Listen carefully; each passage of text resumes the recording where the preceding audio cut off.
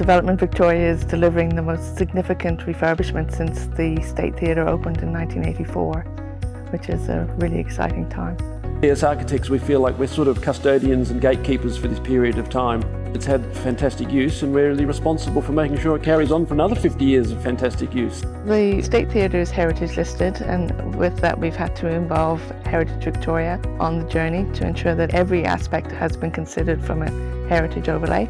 So the trick is going to be refurbishing the theatre so that it's got the latest of everything that we can, while still making it look like nothing has changed.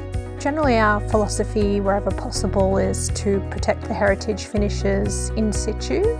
We'll do all of this work and then hopefully you'll come in and think it's brilliant but not notice the difference.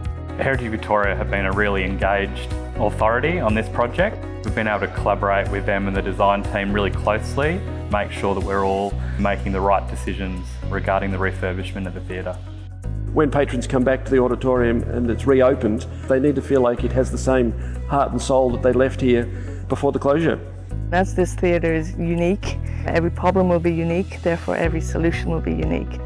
There's a really site-specific induction process that we'll be using with our subcontractors across the board, so that'll inform them of the heritage aspects of the building and what can and can't be done. One of the key considerations when working of a space of primary heritage significance is making sure that the existing heritage fabric is preserved as much as possible. When you come into the State Theatre, you can't miss the fact that there's this bright raspberry red velvet.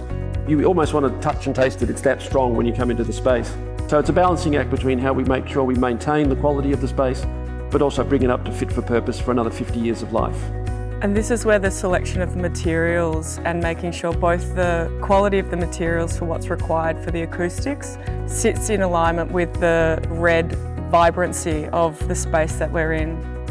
The gold leaf ceiling is a really unique feature, and unfortunately it's almost wafer thin paint-like applied finish, so we can't salvage that material. But we have been in contact with the specialist trades that have already been involved in the precinct. They've got prior experience at Hamer Hall, so it's a gold leaf artisan. And then we'll commence prototyping and sampling with our specialist subcontractors. So we have an audit of a comparison between the new finish that we're trying to replicate and the actual existing finish.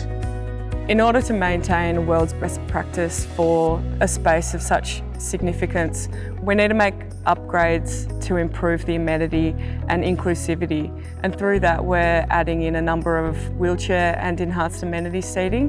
One of the key features that we're introducing into the State Theatre auditorium as part of this works are wheelchair seating in the stalls auditorium. To allow people to actually get to those seats, we're introducing an accessible lift in this location here.